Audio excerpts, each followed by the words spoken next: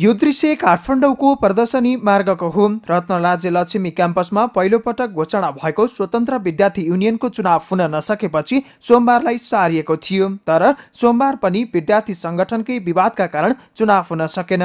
नेपाली कांग्रेस निकट विद्यार्थी संगठन नेपाल विद्यार्थी संघले चुनावमा भाग नलिने भन्दै अवरोध सिर्जना गरेपछि सोभि चुनाव हुन नसकेको बताइएको छ।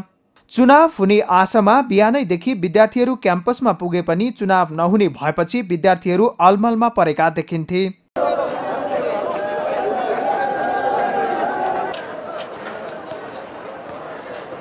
सोभि चुनावको विषयलाई लिएर हुन सक्ने सम्भावित झडपलाई मध्यनजर गर्दै बिहानैदेखि प्रदर्शनी मार्गमा सुरक्षा व्यवस्था कडा पारिएको थियो।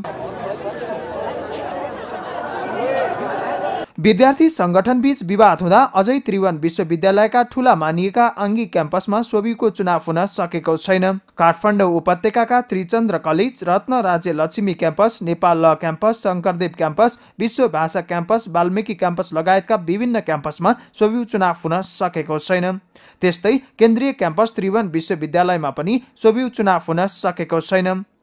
सोभि चुनाव हुन नसक्नुमा विद्यार्थी संगठन र माओ पार्टी नै जिम्मेवार रहेको विद्यार्थी नेताहरूको भनाइ छ। अब यो स्वतन्त्र विद्यार्थी युनियनको निर्वाचन आवश्यक छ।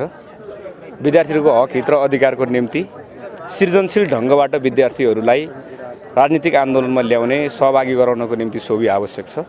त्यसको निम्ति सोभि निर्वाचन हुँदैछ। तर कतिपय विद्यार्थी संगठनका साथीहरूले आफ्नो पार्टीको, आफ्नो राजनीतिक दलको साखलाई जोगाउने, त्यसलाई बचाउनको निम्ति यसलाई प्रतिष्ठाको विषय बनाउने कुराले सोभिमा र यो सोभि निर्वाचनमा विकृति देखा परेको हो। अब अहिले जुन अवस्था आइरहेको छ, सोभि निर्वाचन यस पटक चाहिँ 28 वर्षभन्दा तलको फ्रेस स्टुडेन्टले, नियमित पठन पाठन गर्ने स्टुडेन्टले नै आफ्ना स्वच्छ खालका चाहिँ प्रतिनिधि मार्फत एउटा लिडर चुन्न पाउने जुन व्यवस्था गरिएको थियो, यो निकै स्वागतयोग्य थियो। तर प्रतिष्ठाको लडाई र डट्टी पोलिटिक्स भनेर जुन युवा पुस्ताले भन्छ, त्यो अहिले फेरि प्रतिष्ठाको रूपमा यहाँ लादिएको छ।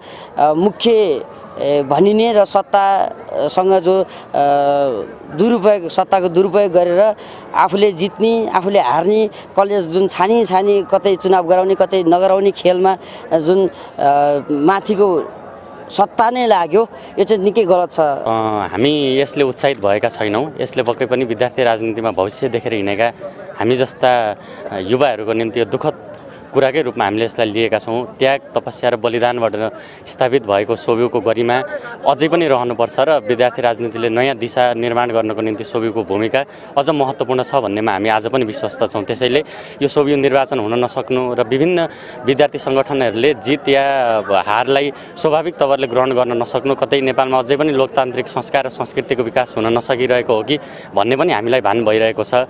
त्यस्तै साख जोगाउनको निम्ति, आफूलाई अब्बल साबित गराउनको निम्ति भ्रामक खालका प्रचारहरू गर्नै पर्ने, झुट्टा खालका दाबीहरू गर्नै पर्ने र आफूलाई पहिलो नम्बर नदेखाउँदाखेरि सारा सर्वस्व सिद्धिन्छ झैँ गरेर सबै खालका अनैतिकता र पराजित मानसिकताका हत्कण्डाहरू देखाइराखिएको छ। त्रिभुवन विश्वविद्यालयले गत 18 गतेलाई सोभि चुनाव भनेर घोषणा गरे पनि अझै आधाभन्दा बढी आङ्गिक र सामुदायिक कलेजमा सोभि चुनाव हुन बाँकी छ। धमिलिँदै गएको विद्यार्थी राजनीतिको छवि यसपालिको स्वतन्त्र विद्यार्थी युनियनको चुनावले पनि सङ्लो बनाउन सकेन। विभिन्न विद्यार्थी संगठन बीचको विवादले गर्दा अझै प्रमुख मानिएका क्याम्पसहरूमा स्वतन्त्र विद्यार्थी युनियनको चुनाव हुन सकेको छैन, जसलाई राजनीतिक कुसंस्कारकै निरन्तरताको रूपमा हामी लिन सक्छौँ। सगरमाथा टेलिभिजनका लागि क्यामेरामा राजेन्द्र काफ्लेका साथमा बाबुराम तिमिल सिन्हा, आरआर कलेज, काठमाडौँ।